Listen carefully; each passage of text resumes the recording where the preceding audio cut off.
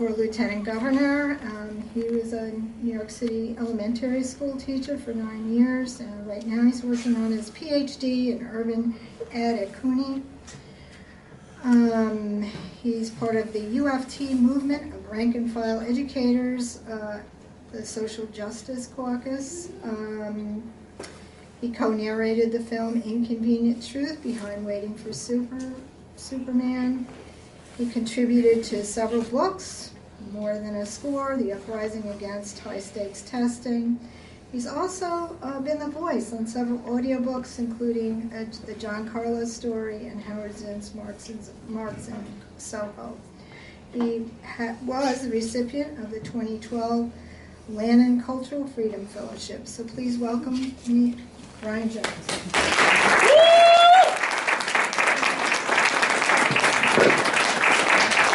Thank you. So nice to be here in Troy. I know that was a dig. You got to give me that. For those who haven't heard the news bulletin, my backpack was stolen during dinner here in Troy, so I lost my laptop, my other tablet computer, and my notes for this talk. You're home. So. Thankfully somebody lent me some pieces of paper, so I was able to reconstruct my notes here, and I'm going to give the best approximation that I can.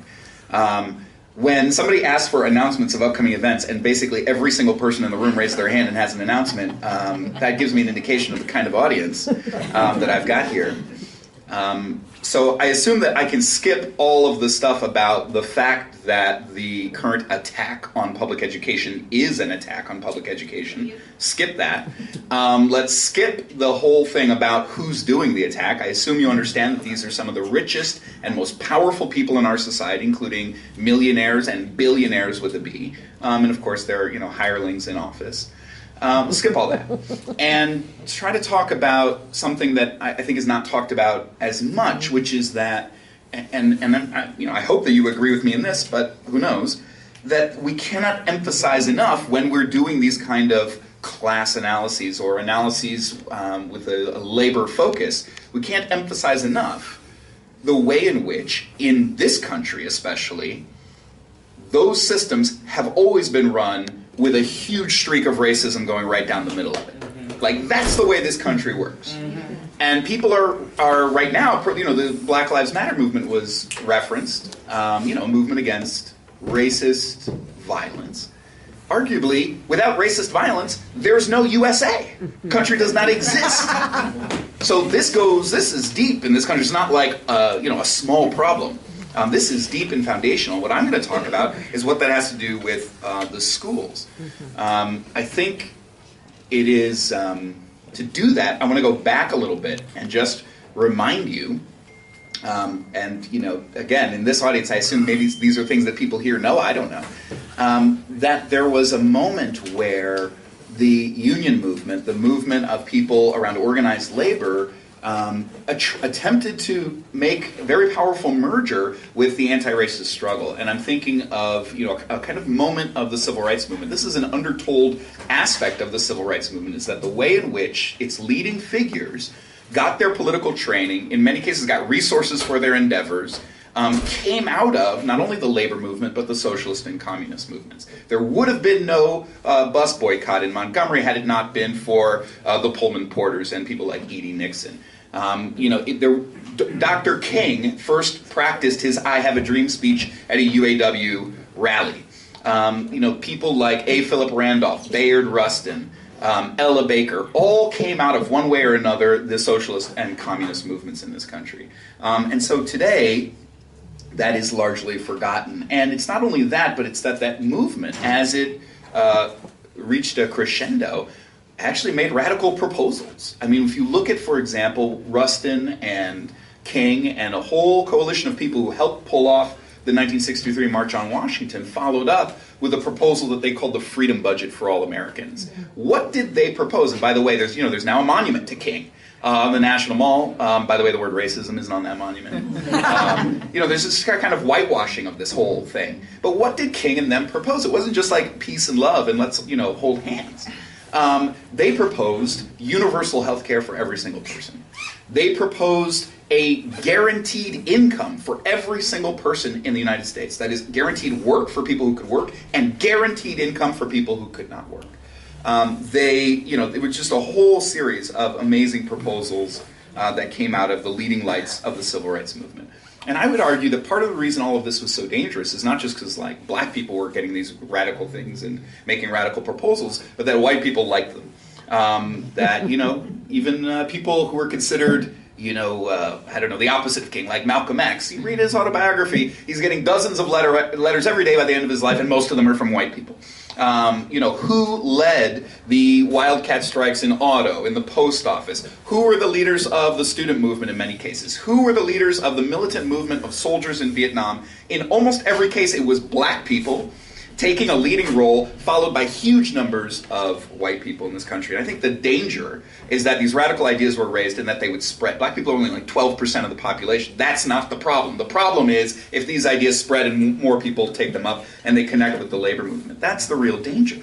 And it's that danger that genie had to be repressed back into the bottle. And that's why I believe we have 2 million human beings in cages in this country. That's why we have the new Jim Crow. That's why we have stop and frisk. That's why this state leads the nation in snatching black and brown young people off the streets over marijuana and putting them in cages. That you have to move from the image of black people as leaders to an image of them as criminals, and that's what has attempted to be accomplished. And the purpose of that is really to get over on all of us. That is the purpose, that to change the dynamic and the paradigm from good jobs that you could get out of high school and get a job in a mill or a factory and buy a house and have a life and send the kids to college. Like, they wanted to end that, and they did. In many, many towns. And many people call this neoliberalism, this kind of rollback of any kind of stuff for us, any kind of guarantees or generous provisions for us. Anything that's for us makes labor stronger and more confident and braver. If you can go anywhere and get $15 an hour, you're just not going to take crap from a manager at McDonald's. You're just not. But if you need that job because your health care is tied to that job and you're on very thin ice and you're not sure you're going to be able to get any kind of social safety net to back you up, then you're going to be easier to oppress. If you come out of college with tens of thousands of dollars in student loans, you're going to be much more quiet and cautious at work. And so many, many things have been rolled back across the board. Health care, just privatization has ripped through our society. There's a weird place that stands out like a sore thumb. A place where you can go in and get services for free, tax supported.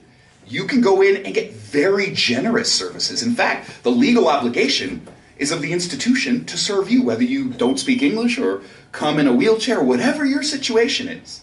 The legal obligation is for the service to bring the resources to help you with your specific needs.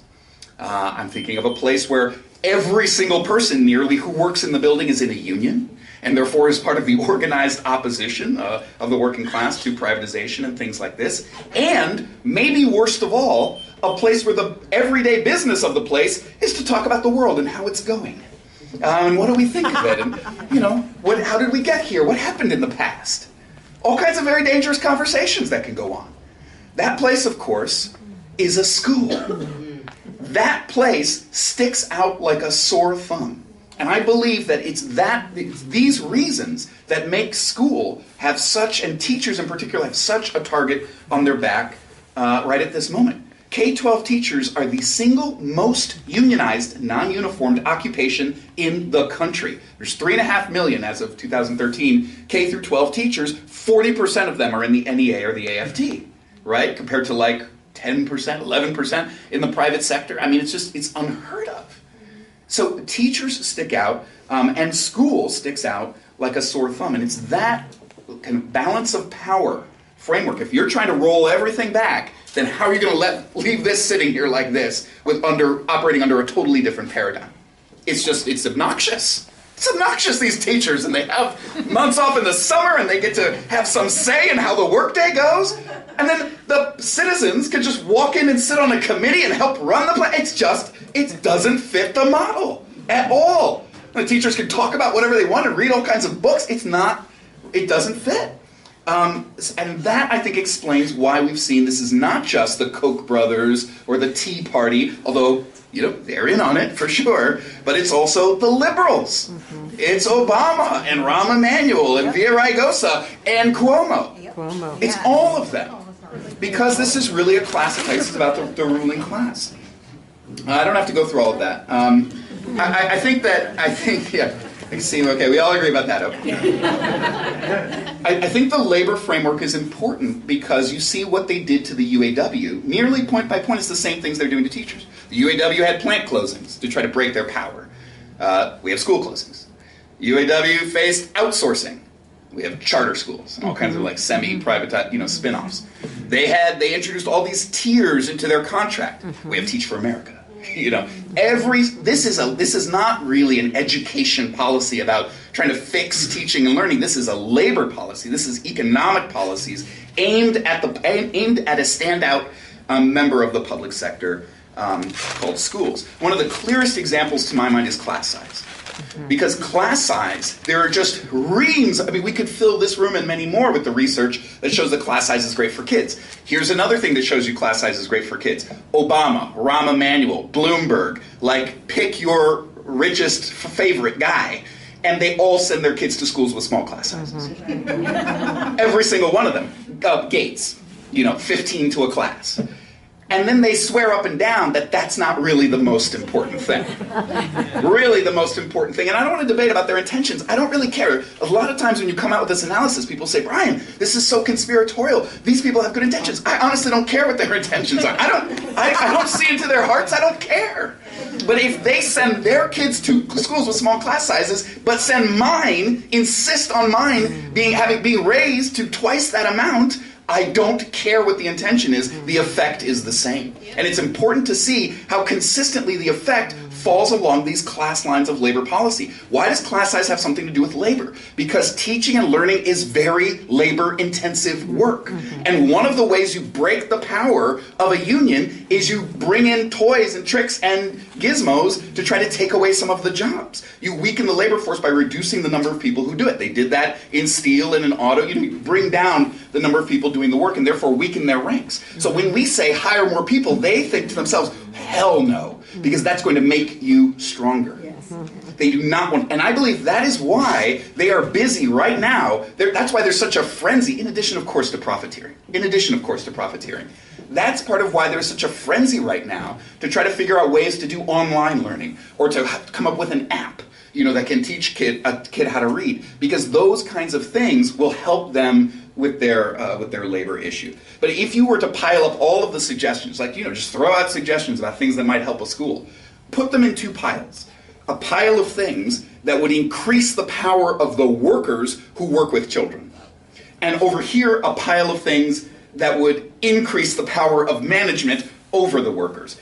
Every single time, these are the ideas that are going fast. It actually doesn't matter how much it costs. Sometimes they will do these ideas over here, even at a greater expense, just to increase the power. For example, they will spend tens of millions of dollars in New York City while laying off school aides, while laying off human beings who work with children in a school, to pay for six-figure data consultants because they are using data to literally surveil every single employee.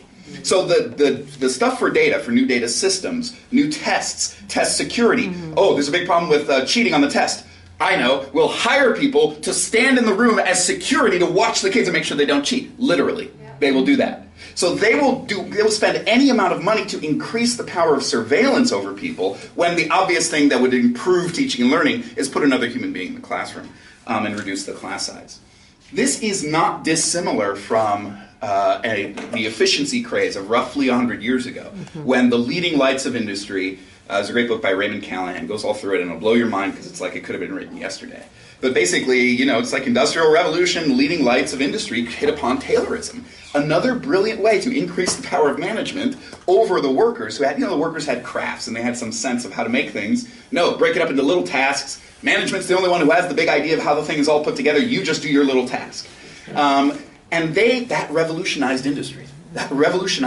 And in their arrogance, and I think this is a factor in it too. Again, I don't want to get into their heart and soul stuff, but they believe, I think, And so basically what they did was then they tried to make school more Taylorist. They tried to remake, they thought, we're revolutionizing the world. Naturally, school should be more like us. It should be more like the factory, naturally.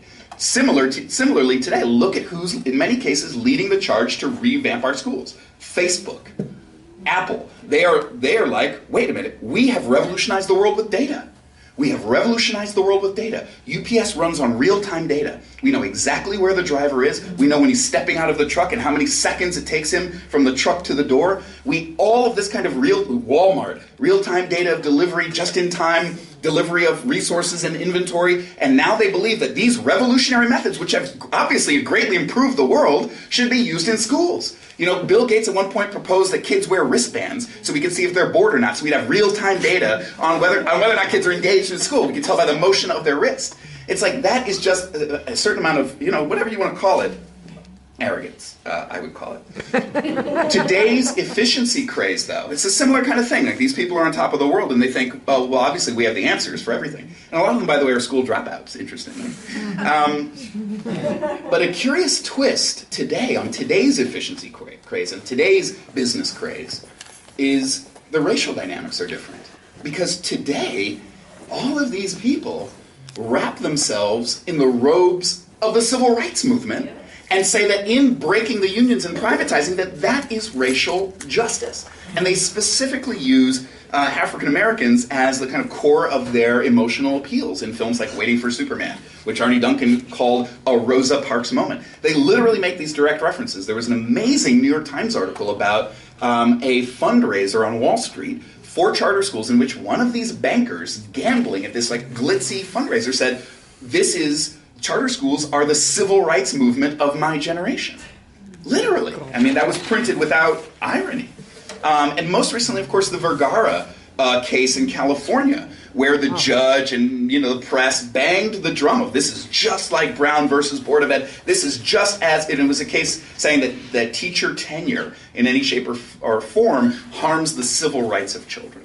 And so there's a way in which these like billionaires suddenly cast themselves as civil rights champions. And of course we know, Rosa Parks, MLK would have nothing to do with these people. But it says something about where we are and the degree to which that movement has been sanitized. That's why I started with all that stuff about that movement. Because it just shows you the distance we've traveled from those actual people in their actual time and their actual proposals for society to the way that they and their memories are today being used towards the project of privatization. Let me say something more about why I think these ideas fly, like why they have any legs at all, why they're not just laughed out of the room, why they're actually, I don't want to say popular, but they're popularly distributed. Of course, there are grifters, that are part of this. This is like they're trying to open the sluices of the Wild West here, and of course, there's people who are just out to make a buck. Andre Agassi has an investment fund to make money off of the tax breaks you can get for charter school real estate deals. It's a profit-making fund. So yeah, there's people who are like, whoa, here's a loophole, in we go, let's make hundreds of millions of dollars. But I don't think you can just crudely say that every single person doing every single part of this is a straight-up profiteer. That's not all of what it's about in every particular case in a crude way like that. I think politicians have a different situation. I think that they, for them, it makes them look good. It's a way for them to promise improvement without having to actually do something. They are demanding excellence. They are therefore raising test scores. They can just say that they insist on excellence by attacking the teachers and by doing all of that. And by insisting on, focusing on test scores and standardized test scores. It's a way for them, and also, frankly, spinning off schools, closing schools and spinning them off to private operators is a way for them to offload the responsibility. Mm-hmm. And they can then say, I'm bringing in something that's going to be an improved service while it's no longer under my portfolio, coincidentally, and they get to claim credit for it. But the other thing is that in these municipalities, you have to understand that these politicians are also employers. That is, they face not only the teachers as a bargaining unit with whom they have to negotiate, but the firefighters and sanitation and so on.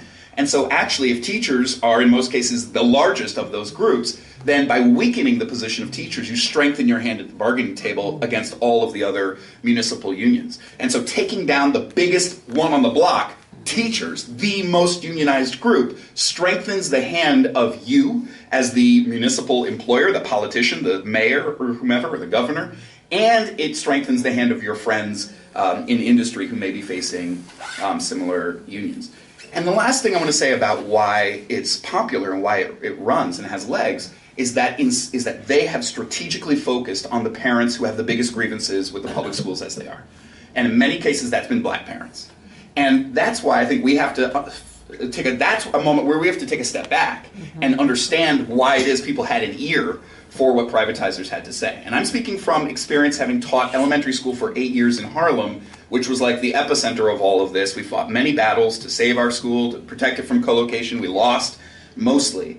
But having spoken with many, many, many parents in Harlem and having seen this whole thing play out, I think that it's just, and now being my daughter's about to turn 5, and so we had to apply to the system to put her into kindergarten, and so just thinking it through from a parent's perspective, the anti-union nature of the charter school movement is not really the selling point. Actually, when you ask a parent who does like their charter school, and not all do, not all charter schools are actually better than public schools. I'm sure we can go through all of that.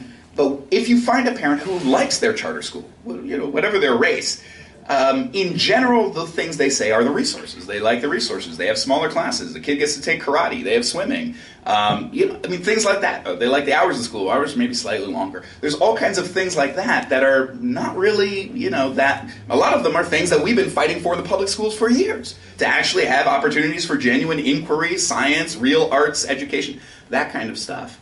But of course, for the privatizers, the anti-union nature is the selling point. Actually, black people are the single most staunch supporters of unions. If their actual membership in unions means anything in this country, more black people are in unions proportionally than any other group in the United States, and have been for a long time, actually. One of the big conquests of the civil rights and black power eras is actually public sector employment, and especially unionized public sector employment. Once the public sector was opened up to unionization, it exploded. And now it's 5 times more unionized than the private sector. And people often think of manufacturing was the key thing for African Americans, but in many cases the northern migrants missed the boat on, were too late. And already there was the beginning of the decline of manufacturing.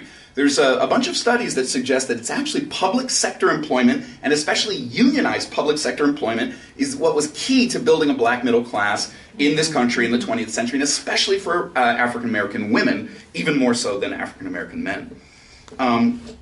Today, for a whole bunch of reasons that I assume I don't have time to go through, 84% of teachers in this country are white.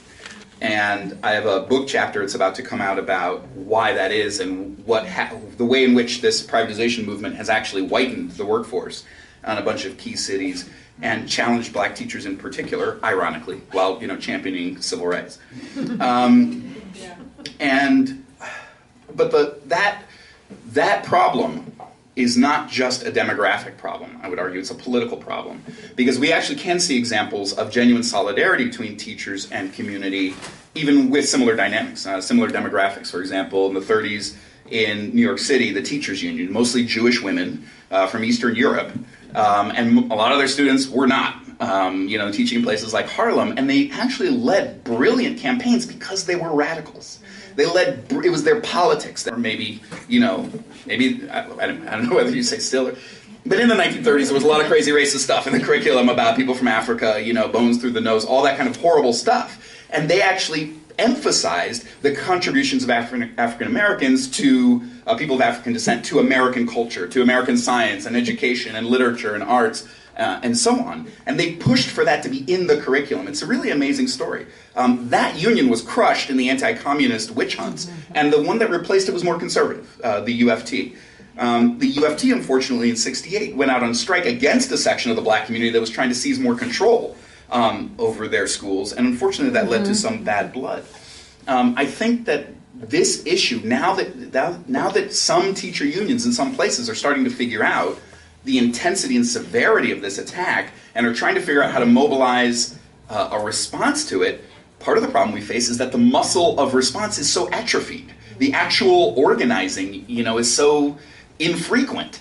that it's kind of, creaky getting the machine going and trying to figure out how to actually organize. A lot of the staff aren't used to organizing any kind of real struggle at all, aren't used to mobilizing and activating people and really listening to them and giving them real buy-in and forming real committees. They're not movement people. A lot of them, they're functionaries. And you call the union when you want to get your teeth cleaned or something like that, but you don't actually call them if there's a crisis and you need to organize a struggle.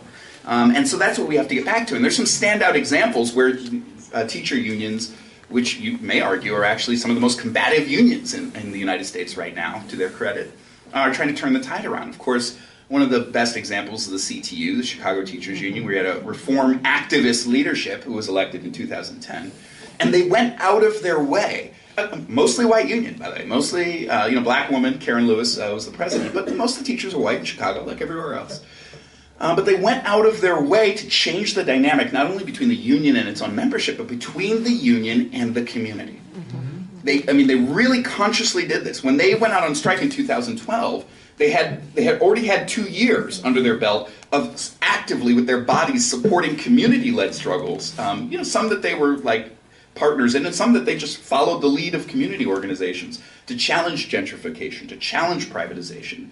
And when they went out on strike, they called the Chicago school system an apartheid system. Now, we as teacher unionists, we often have the impulse to defend our schools and say, no, they're so great. And it's like, well, yeah, we should defend the things that are great about our schools. But, you have to think strategically about who's your audience and who are you speaking with. Because if there's a significant chunk of parents who are really sitting there thinking that this is an apartheid school system, and then it's the teachers who dare to say it, then that is an amazing thing. And sure enough, actually, a majority of white residents of Chicago opposed the strike, and even larger majorities of the people who were actually inconvenienced, the majority black and brown people with kids in the school system, 60% and up, I don't have the specific figures because they were stolen out of my backpack, they supported the strike overwhelmingly. Inconvenienced by the strike overwhelmingly. People not inconvenienced were opposed to the strike. Go figure. But it's just to say that it can be done. It's not just a demographic issue, it's a political issue. Similarly, in 2014, the Portland Association of Teachers went into contract negotiations and literally stole the pages straight out of the CTU playbook. Like, the CTU put out a document called The Schools Chicago's Children Deserve. The PAT opened their bargaining process, the schools Portland's children deserve, making demands that the kids and the parents would want, and they essentially put forward the demand of class size. And in Chicago, you couldn't even, there were things they couldn't bargain over. They're not legally allowed to bargain over, but they bargained in the media over them. They made the strike about them anyway in terms of their ballyhoo and their press and their everything they went out talking about. And that kind of solidarity really paid off. In Portland, it was the majority black schools that were the staunchest supporters of the Portland Association of Teachers. They did walkouts in advance of the strike to demonstrate to the city their support of their teachers. They chanted black student power. They chanted more arts, less testing. And when they finally got a contract averting a strike, they interviewed a black student on the news who said, yeah, we got a good contract. I think they are trying to bring before parents a kind of Faustian bargain today. Give up your democratic rights, and we'll give you a better school. And what I mean by that is, in a public school situation, you have the right to march your kid into the school. And they can't kick you out, they can't fire you. And again, it doesn't matter if you roll your kid in a wheelchair across the threshold or you cross the threshold not speaking it doesn't matter. The school's obliged to serve your child. And you are endowed with all kinds of citizen rights in terms of sitting on all kinds of bodies at the school and participating, however flawed the mechanisms, however undemocratic or corrupted, whatever. The mechanisms are there for you to try to pull the levers at the very least. Once we enter into the kind of neoliberal dream, for example, in New Orleans, no school has any obligation to any particular child. And so, yes, you are then empowered with all kinds of choices. I believe it's 94 choices. You get a booklet of 94 kindergartens to choose from. But of course, the schools also do choosing. The schools end up, being able to choose who they are going to select and not select. Historically, in this country, they've used racism to divide and conquer the working class. Mm-hmm. Today, I would argue they're using a kind of fake anti-racism to do the same thing. And that means that racism, that issue, is going to be wielded here by somebody or another. It cannot be put aside. It is either going to be a sword in the hands of our enemies, or it's going to be a sword in our hands, something that makes us stronger because we are the ones, not they, who are boldly willing to talk about the realities and, when necessary, just willing to listen and let people be heard. And that's why I think our slogan must always be not just to defend our public schools, but to defend and improve them, that we always take that stance. We are here to defend and improve public education.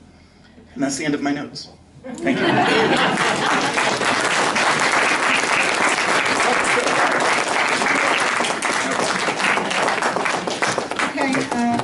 Before we start, since I feel really bad about what happened to Brian, it's partly my fault. So we'll pass a collection plate around to try to help make him whole for what he lost with the robbery during dinner. Anybody can contribute, it'd be appreciated. We'll do more later on this. Okay, this is time where Brian will be taking questions from the audience, and the procedure is it's going to be female, male, alternating, and to ask questions, and every person needs to ask a question at least once, and then not every person. It's like the announcement section. You know, once you've asked your one question, you have to wait till everybody has asked their one question. Who wants and then you get to ask a second question. Right? The third one. Perhaps, and then if everyone, you know, again, it goes on and on. That's how it works. Okay. So I stand here and you call on people? Yeah, I'll Okay. call on people. Okay. Hi, Brian. It's nice to have a compadre in the room. I taught in New York City public schools for 10 years. I was a member of NICOR, New York Corps of Radical Educators, and I taught at a really interesting public high school called the Beacon School. Beacon. And it was founded in the early 90s when there was this tiny little window where teachers could start schools.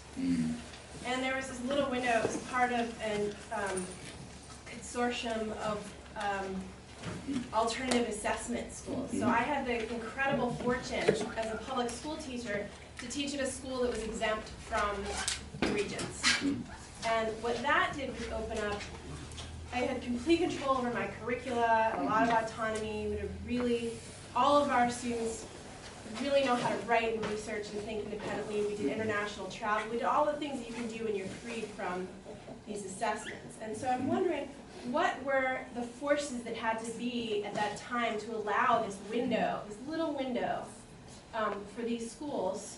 And we're, I believe, the only remaining member of the consortium of alternative assessment that still doesn't have to do the we do the English Regents, but there were a bunch of court battles we fought for years when you had to do all the Regents anyways. So it was a fight. It's a constant, as you say, struggle, which is definitely something that most teachers, you know, have lost touch with, I think, in many ways. But what allowed for that little window? And where is that possible, do you think, in the future to come back again? Because, you know, there are great public schools. There are also horrendous public schools. But I really think that I've witnessed assessment as one of the biggest, you know, everything about your school is really planned backwards from how students are and student learning is assessed. So I don't see enough of that discussion, enough organizing around that. And I'm really wondering from your historical perspective, why did that happen then, and can it happen again? I don't know the answer to that question. Maybe people in the audience do. I don't know what made that window possible. That's an interesting question. I don't know. It actually, I've had a lot of interaction with people from that consortium, and they don't seem to be shrinking in New York City. In fact, I know several schools that have been trying to apply to join that consortium. And last year, I participated as 2 panelists assessing students on in their final things. It's almost like a kind of dissertation, you know, thing where they make a presentation and then you like probe it and ask questions. That was a really amazing experience because, like you say, I mean, the student is the expert and I'm just learning.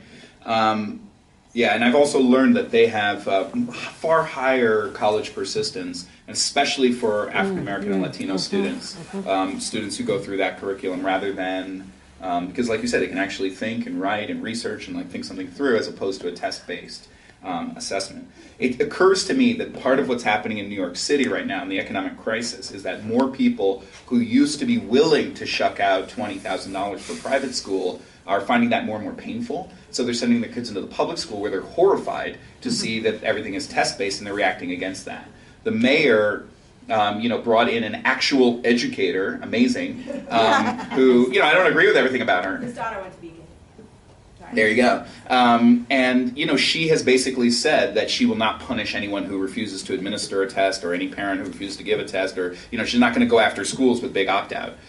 So what we're trying to do is spread that news in New York City and make this the biggest year ever. But if you look at the last few years of like the opt-out movement in New York State, it's gone from like this to boom. And it's jumping demographics. It was for a minute there just a kind of like middle-class white people kind of thing. And now more and more people are figuring out that this is rigged. You have to understand why some people think the test is an opportunity, because if you've been able to get hold of one of those like good jobs in New York City, like transit or something like that, you took a test. And that way, your last name didn't have to be O'Reilly or O'Malley to get the job. You were able to pass the test. You were able to get in. No, really, it's an opportunity. And so some people turn around to their kid and like, you can pass the friggin' test. Like, get it together, kid. And so they just see it as a kind of like, this is an opportunity for my kid. And if this school is going to make sure their test score is high, I'm all for it. But then as more and more the testing has made the kids miserable at school, not want to go to school, it's made them, the more that the actual logic of it plays out, the more and more parents of more and more demographics are turning against it. So I really think the way to spread the consortium and the way to spread that model is to fight the testing, like you say. And it seems to me that this year, a lot of New York City ed activists are focused on building the opt-out. It seems like we have an opening to spread it, so that's what we're trying to do. Sorry, I don't know the other answer. That's a good question.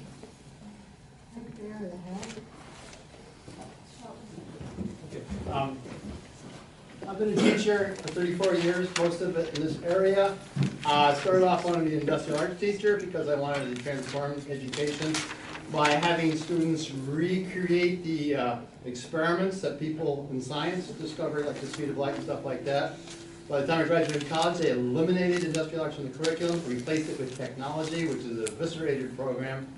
I've read John Gatto's The Underground History of American Education, and I agree with him 100% that our education system, our public education at its best, still conditions the child to be managed. I want to see a democratic education system where the children makes the decisions. I want to see the children actually run the classroom. Now, if I ever have a classroom again where I am able to teach the way I want to teach, they'll be investigating something. They won't be learning and repeating it. They'll be investigating like a phenomenon like magnetism or gravity or stellar configuration or whatever it is, and they'd be running this themselves. Yeah, I mean, it sounds great, and that's the way it's an irony of our society that the kids who get to learn that way are mostly rich kids. That the experiments that came out of the 60s and 70s about progressive education are lodged and preserved in the elite schools and not in the school, and that's a real problem. But you've got to think about the implications of bringing kids up that way in a democratic way where they run the schools. I went to elite school. I went to Hotchkiss. Gets you ready for Yale. But that thing it was a factory of taking anybody who stood out and hammering them down. They had whole student consortiums where the elite would get their friends to beat up anybody who stood out. Sorry to hear that. But let me just pursue the implications of having real democratic education in schools. And if you raise up young people that way, then it's very hard to introduce them to Walmart and say, here you go, shut up, go over there. It just doesn't lead to a pliable workforce in the same way. And so, I really think there's a movement in America to make America a low-wage center and to acculturate kids at a young age to the idea that you are going to have to live and die by your numbers. You're going to have to get your numbers up, kid. And if your numbers are down, by the way, that's your own fault. or that's the fault of your teacher. We can do anything to you. We can do anything to your teacher. These same schools that treat adults as disposable, kind of, cogs in the wheel of the school, end up treating children the same way. For example, and then I'll call on the next person, one of the most celebrated charter schools, Jeff Canada's Harlem Children's Zone, in 2009 dismissed an entire class of 8th graders. Fired the entire class because their test scores were too low. No parents are allowed to participate on the board. The board is all execs. The only educator on the board was Jeff Canada. A board member was quoted as saying, in a book praising Canada, the Whatever It Takes book. Go read that book.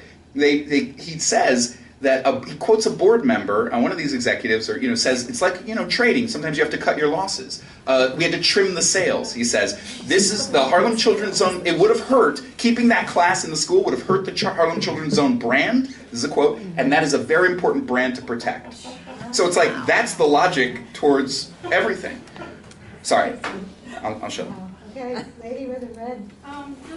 I didn't announce this before, but if you don't know yet, the Alliance for Quality Education is having their Parade for Public Education and Lobby Day, March 11th, 10:30 a.m. to 4 p.m. On Washington Street in Albany.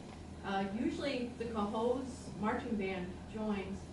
That's been one of the things that is a little stressful for me as a public school parent who now has a 7th grader at Cray Middle School, who started in pre-K, and I have a daughter at school 14, is if you are an active school parent and you want the best school for your kids, we are getting separated between parents who are deciding to homeschool, parents who are deciding to charter schools. We are one city and 2 school districts, and the line for that school district is in our poorest neighborhood, 101st Street, between Lansingburg School District and Troy City School District. And it was always one of those things that people would say, well, I heard when I moved to Troy, I had to get into a good neighborhood school. And when the decision about closing a school was happening, all the meetings were on the hillside, and all the poorest parents and the parents who rent and the parents, the most of the majority of the kids are going to the school, live alongside the poorer housing stock along the river.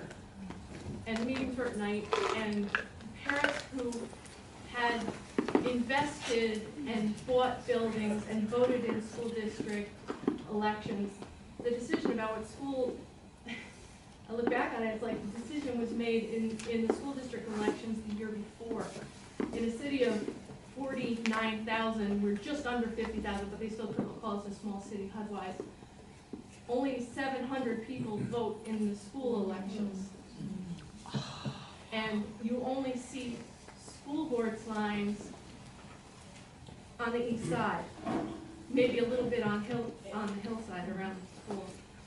So politics matters, but but even that, then people want to be mad at the school board. And it's like, well, these are volunteers, and they do listen, but they're listening to the neighborhoods that they were elected from. And so this is what's happening, some of the things that are happening in Troy. And now we have databases like Zillow that's connected to greatschools.org, which doesn't even know that School 12 is closed or that our charter school is closed because it was one of the few charter schools that didn't kick out kids with high needs. So it couldn't meet the test scores. And we now have databases that enable segregation, class segregation.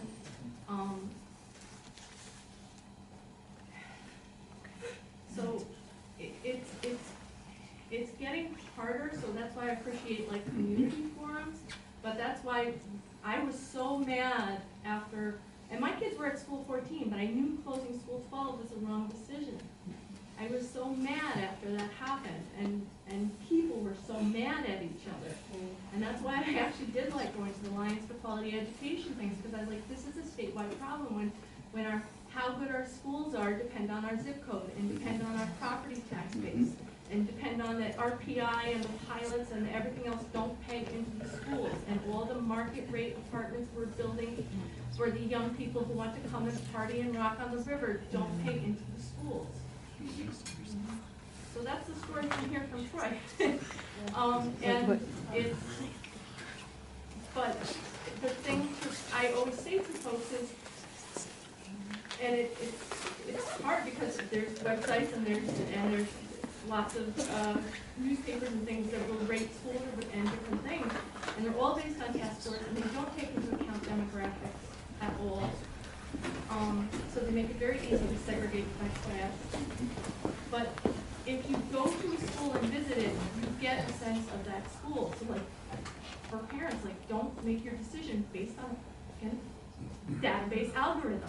Go to the school, visit, meet the teachers, see the space, see what you think. And the other thing that happens is, if you're a parent of means and you're able to send your kids to a high-need school, those teachers appreciate it. And if you're able to give extra $5 when they're asking for only $1 for the Valentine's Day party, those teachers appreciate it. And your kids gain something from being with all kinds a diversity of kids. There really is something they learn in leadership and working together. Oh, you want to and know. diversity of kids. Okay. That's, Mhm. I guess my question is, how do we get away from that? And part of it is, I know, go to the lines for quality education, but even that, sometimes I worry when I go there, is that just going to be deal making and all the money? Not that I begrudge New York City, but I do like, how do we get away from that the property tax being linked to how good our schools can be? It's a really tough question. That's another question that I don't think I also have the answer to. It's a gazillion-dollar question. It's an upstate question because Yeah. it's not the same thing That's in right. New York City. That's right. It's such a upstate. It's a property tax scale. I think what we said during the election campaign was the getting rid of Cuomo's property tax cap would be an important first step to just allow cost of heating fuel goes up and schools are like afraid to turn on the burners. That's ridiculous. Or cutting gym because heating fuel went up. But in the long run, we have to challenge that underlying basis that you talked about of the incredibly divisive and basically competitive nature of school funding. And it's connected to the fact that I think the labor market's become more competitive too, and parents sense that. And so now what they're trying to do is actually foment more competition between schools and use test scores as the coin of competition. And so that's what you look up when you go to a website and look up a school. You're looking up the test scores. And so that puts even more pressure on the schools. I don't know these places.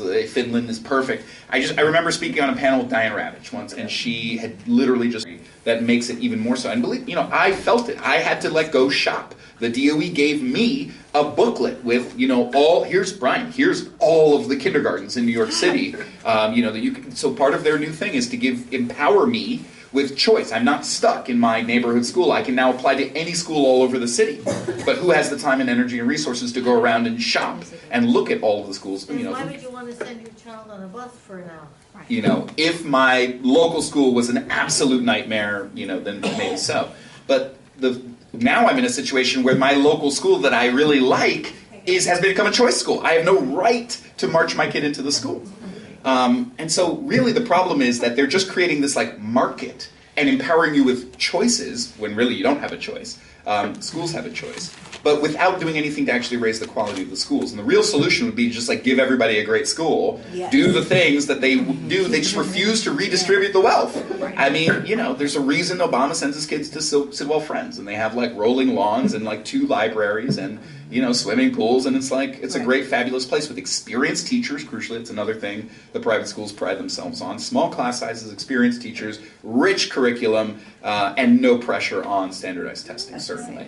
While Rahm Emanuel was trying to wage war against the CTU, the teachers at his kids' school and administrators published a letter protesting what he was doing. And they talked about what they were doing where he sends his kids, which is the opposite of what Rahm Emanuel was trying to push on Chicago's public school students. The principal of Rahm Emanuel's kids' school said, I fear what would happen if we got rid of unions here, because who would want to teach in a school that's persistently underfunded, that's constantly on the chopping block, working with our neediest kids who have the most challenges and difficulties without the protection of collective bargaining. So, we have to see this as a struggle against this whole competitive array of our social conditions. They want us to live like this because that's better for them. And we have to demand a more egalitarian setup. speaking of that matter, I'm going to put it into international perspective because that's what I've been doing lately. Something Palestine. But no. If you take it into other nations and other states, and you realize that some cultures, education is the #1 thing, but if you go to the West Bank, if you go to Gaza, there's universities here or there, but there really isn't that good at the system. So like how can leaders of the left movement and education fight could correlate and or give some type of knowledge to folks who want to protect their culture and their education from apartheid, and say in Ramallah, or like having a good system of education that they used to have in Syria, but now that's destroyed. And I think that's the interesting part. Like, since the age of the internet, now folks who are organizers in Ramallah, in Gaza, in Khan Yunis, in Bethlehem, and in Haifa, where my family was from before '48. And people in Syria, my cousins who want to get their education, they can't. So like, the realm of internet, how can we like articulate our message so people who are organized in other areas can consume it? That's a deep question. I'm not, again, another, I mean, y'all are stumping me. Something Palestine. I mean, the only thing that occurs to me, honestly, is that I think there's value in emphasizing, somebody who comes to my mind who writes about this is Lois Weiner. Maybe you should bring her here to speak, but she talks about the way this is really not just an American phenomenon, this is a global phenomenon. There's she cites these WTO and World Bank documents where they say we want to move away from a kind of free service model to a client service, pay for service, fee for service type model. We want to break the unions, and we want to do this to try to make people, and I know that Ali Abu Nima has a book about the neoliberal attack on Palestine and the way in which the occupation of Palestine is also bound up with neoliberalism. So that would be interesting to explore the connections between and the kind of commonalities between our various struggles. But I don't know that I don't know what it is that precisely in their circumstances they would learn from us or vice versa. That's a really deep question, out of my pay grade. Yeah, I'd like to know more about Chicago, what happened there, and what's going on now. What do you think the lessons could be learned? Mm-hmm. I think the most strategic, what's going on now is they're getting their asses kicked, to put it bluntly, unfortunately. They have not been able, the problem is the ruling class has a lot of cards to play, you know what I mean? So it's kind of like, we had a brilliant resistance there for a minute that threw them back on their heels. I hadn't seen that in a while. And they were like, whoa, what just happened? And then we won one round. And then they were like, okay. They bring together, they got the banks and the resources and the media and the da-da-da. They've got deep pockets of things that they can throw at us. And so they have kind of recovered, figured out a plan of attack, and then they went full force and they closed 50 schools in 1 year. I mean, a brutal, so the place that was our brilliant shining example of resistance, we can do it, was whoa, they got it, they got knocked in the teeth. Does that mean we shouldn't fight? Of course not. Fighting is the only way out. The problem is that we're up against an enemy that's determined to break the power of teacher unions. There's no question about it, and totally restructure. I feel like the lesson is to take the best of what they did and try to push it further and deepen it. For example, if you think of it as a struggle in that sense, and you think of balance of forces, they have all these other resources they can call on. Do we? Not as much. So, for example, what could we do to escalate? It would be they're going to close the schools. Okay, now that's not just the union. It's the union and these other workers who are going to go out on strike. Yeah. It's can we call more forces into the battle? If they up the ante, can we up the ante? No, we cannot right at this moment in time, because we just don't have that kind of a labor movement. But that's really what it would be required. It would be we would have to be able to match them blow for blow. And we have to think, how do we build up the kind of intense solidarity that they started to grasp between community and schools. Intense solidarity that's you can't break us. And they see that if you're going to go after the schools, we're going to make this city ungovernable, we're going to shut it down. They just were not able to do that. And so they lost that round. It's a bummer. I hope that people are still trying to assimilate the lessons and think through, you know, the new rounds of struggle. I know, for example, I mean, I hate to end on a downer like that, but I know, for example, that people who, there's a kind of network of social justice unions that have this perspective of like, this is a fight against corporate ed reform. The unions have not been fighting it properly. We have to actually wage a battle against them. We have to unite with community. We have to be clear about anti-racism and the role of racism in the struggle. Like, we need more democratic unions. We need to actually have an active and engaged and mobilized and empowered membership in the union. The unions that have and union activists, in some places they have been elected into power, people who have that viewpoint. In Los Angeles, the new head for the city of Los Angeles of the teachers union, Alex Caputo Pearl, is one of us. The new head of the Massachusetts Association of Teachers, Barbara Mataloni, is one of us. So like like teachers are angry and they're voting in people like us to run the show. That's a great thing. But then we have to not just, then we're just then in charge of the thing. We then have to build up the muscles of actual organizing to make those fights possible. But there's some positive developments. Yeah, could you talk a little bit about your experience with the campaign when you ran for lieutenant governor with Howie Hawkins and how teachers responded to that? Yes. Okay, well, a kind of unprecedented, as far as I know for New York State, unprecedented thing happened. Correct me if I'm wrong, Green's in the room. Where, we got a whole bunch of teacher unions to endorse us. And the backstory is that basically there's a near civil war that was going on inside the state organization, NYSET. Which was over the question of endorsing Cuomo, actually, and it forced a split of the top leadership, some of whom were ousted from their jobs and angry, one of whom came to us and said, hire me, I know the whole state. We hired him. That's unprecedented. So we hired a former executive of NYSET who then was able to pick up the phone and make all kinds of phone calls for us. Prior to that, actually, there was a growing network of teacher activists all over the state who'd been more and more working together. They worked together to support Zephyr Teach Out, much to my chagrin, but there it is. They worked together, on the opt-out movement, so they're starting to get to know each other. And then once we tapped into that network, then it was like, okay, we have all these locals who are working for us, who are working for the campaign. And so, of course, the fact is that we had this Democrat. It was a unique situation. We had a Democrat who was going to win in a landslide. The Republican is not really a danger, so you don't have the spoiler. I don't believe in the spoiler argument, but it wasn't really a factor, just to say that. We also had Zephyr Teach Out, who ginned up the anti-Cuomo sentiment for us and then faded out of the scene. And refused to endorse anybody. So that was probably the best thing she could have done. So that was a unique situation, and then you had a civil war inside NYSET, where many locals were angry at the leadership and wanted to break away and go against Cuomo.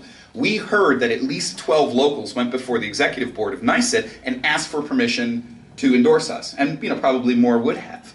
They were told no in unequivocal terms, because NYSET decided to sit out the gubernatorial election. Their FU to Cuomo was to endorse nobody. But they said, no, you cannot. Our non-endorsement, our sitting out, doesn't mean you can endorse Hawkins and Jones. Despite that ban, 6 unions did it anyway, including Buffalo. That's pretty big. So that was really cool, and I hope that legitimizes. And of course they did it despite a ban, and then the sky didn't fall. What can people do? Nothing happened. But literally some of these union presidents talked to me and they were like, some of these presidents I talked to are afraid. I don't know why they're afraid, but they're afraid. They're just not used to bucking the system. So that happened, and I hope that sets a precedent to make it happen in other places. But it was a very unique and particular array of events that all kind of fell in line for us. And it was it was propitious. I don't know if we'll have that exact lay of the land in the future, but hopefully it's something to build on. Brianne, did you have a question? Well, you said it was going to be a downer, your last comment. I have an upper. Great. Yes, corporate America has deep pockets when it comes to money. But we always have to remember, we have deep pockets in people if we mobilize. Mm-hmm. Amen. I mean, in the 70s, there was a huge teacher mobilization. And in this area, you would see protests at school board meetings of 20 and 30 school districts coming together.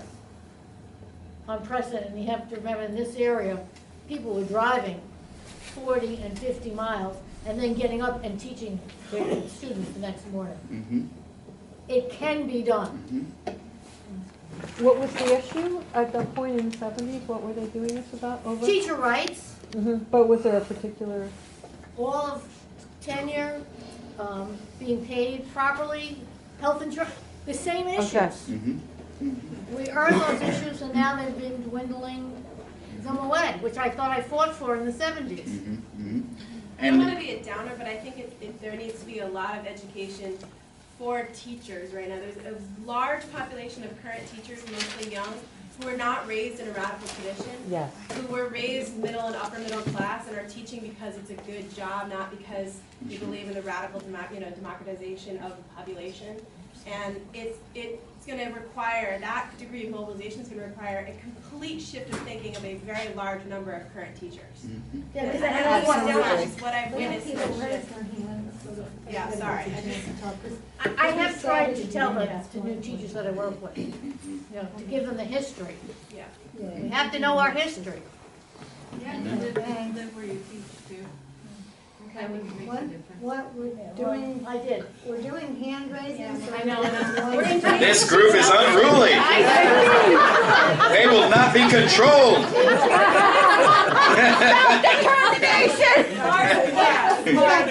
I'm going to pass out a quiz. There's a quiz.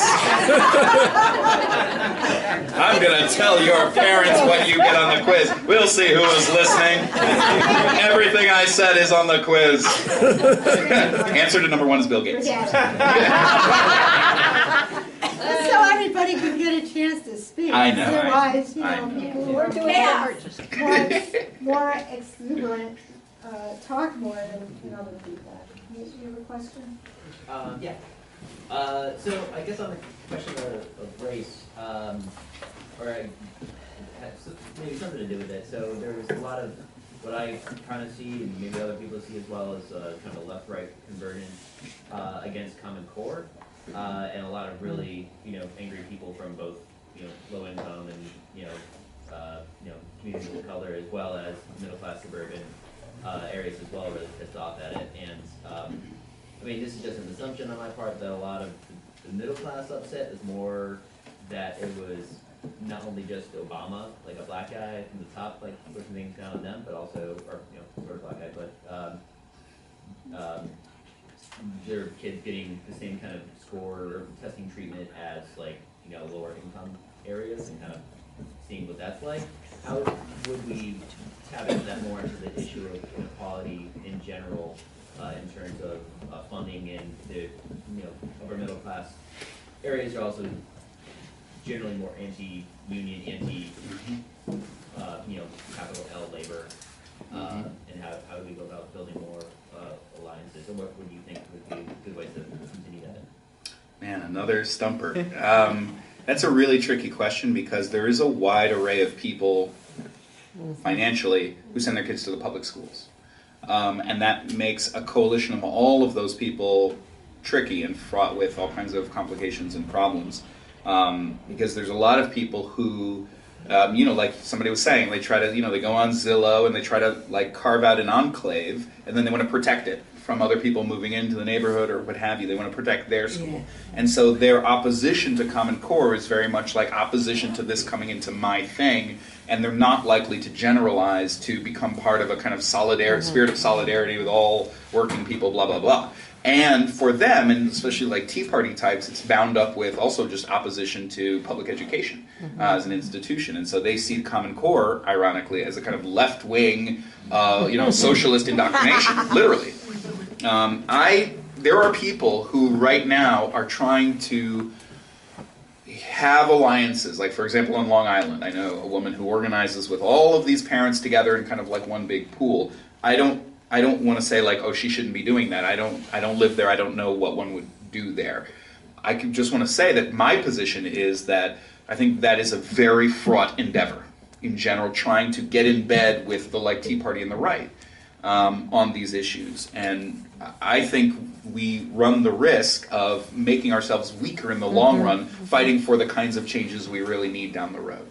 And so I would like to see this as more working class, left-wing, pro-public education agenda that's about expanding and improving public education, and that should be the mantra of it, and then try to win people who are kind of on the fence or whatever over to our side about that, and not worry so much about the kind of extreme right-wing Obama haters, racists, frankly. That's my 2 cents. So I'm not a teacher. But, I believe in a lot of this stuff, and I know some people, I'm just asking how the non-teachers of the world should be coping with this, beyond, sharing stuff on Facebook into something more real, maybe. It's a good question. God, you guys are... I really don't know the answer to that. I think that there are things, it really depends on where you are and what you can do. People who support public education who are not directly involved in it, I think there's lots of things you can do to support public education, that take all kinds of different forms. I mean, honestly, the first thing that popped into my head is just people responding when there's a lot of this anti-teacher crap, pro-privatization crap that's just kind of put out there without a response. It'd be great if people who were not directly involved would raise their hand and say, that's crap. And write back to their letter or to their newspaper, kind of have a sense of a back and forth over this issue. I think that would be fantastic. If there's any way that you could participate in coalitions and actual community organizing that's going on to defend and improve schools, that would be fantastic. But yeah, it depends. I think what people are doing right now depends on the specific natures of the attacks, who you are and where you are. That's hard for me to answer. Sorry. Anyone else? You got a hand up? Yeah. Okay. Thank you very much for a wonderful talk without notes. And also for reminding us about the links between the radical labor movement and the civil rights movement. I think if we can remember that history and reconstruct it, it's a direction. But what I want to ask is something in a sense simpler. You ended your talk, or near the end you said it's important to both defend schools but to talk about improving them. Are there places that are doing that? Well, I mean, the Chicago teachers strike is defending public education and saying, how come the black kids don't have libraries? How come they don't have science labs? How come here's the pattern. Look at who it is who has air conditioners and who doesn't. Exactly. So that is an argument about improving the schools. Right. And then they laid out they have this amazing document, if you can find it online, it's called The Schools Chicago's Children Deserve, in which they make a positive case of what they're for. And it's really nicely produced with nice photos and easy to read and kind of pull quotes. And it's we think all kids should have small class sizes that are roughly this size. And they just lay it out. And here's the research that supports that. We think young kids should not have to do worksheets and should be able to work with manipulatives and have free imaginative play. Because play is how young children learn. And then here's the research that supports that. I mean, it's really, they put forward a positive program about what schools should look like. And I think that's a real important model for us. There's a way in which we get backed into defending our schools that's understandable. And if a parent's man, these schools are crap. And you're whoa. I work there, the school's good. We're trying to, it's you got to figure out a way to understand and hear people and say, look, here's what's good about our school, but I agree with you, if you can't agree, I agree with you, here's some things that we should, improve. If teachers can be heard to be pushing for and talking openly about the things that need to be improved, I think, that's what helps to build solidarity. And then strategically finding issues. In Portland, they specifically chose the issue of class size. There's other things they wanted, but they chose to focus on that because they knew that would bring in the parents and the students. And they won that without a strike. They won 150 new hires. In Portland, that meant that class sizes went down. Well, right now, Governor Cuomo is saying he's not going to tell schools how much money they're getting unless he gets his agenda passed.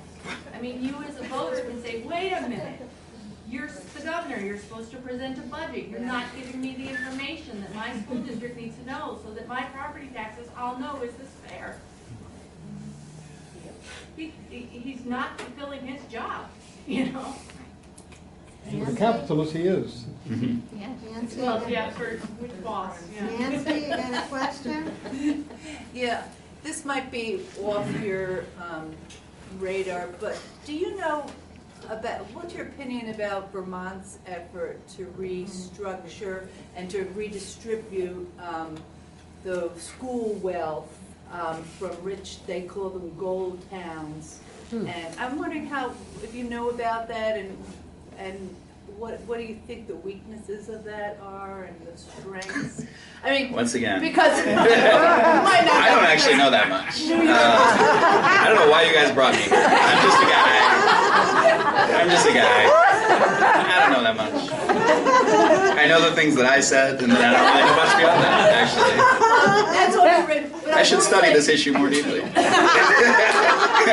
You guys have just pointed out all the things I need to go and read more about. I know absolutely nothing about it. It's kind of like a test.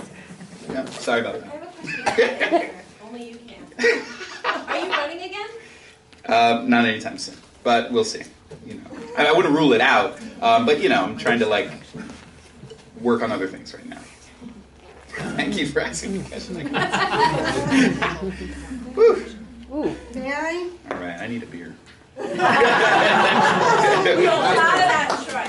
oh yeah. I'm not teacher, last but I was hearing a lot about the need for organizing capacity to increase among teachers. It also seems that a lot of you folks here have been in the trenches, need some mentoring. Well, there's the solution there but then you have to bring the passion and teach in a way, but you know how to teach. So, how do we each of us do something, Yeah. In New York City, we're very fortunate because we have many networks of progressive, left activist-y teachers. There's places to plug in if you have that inclination.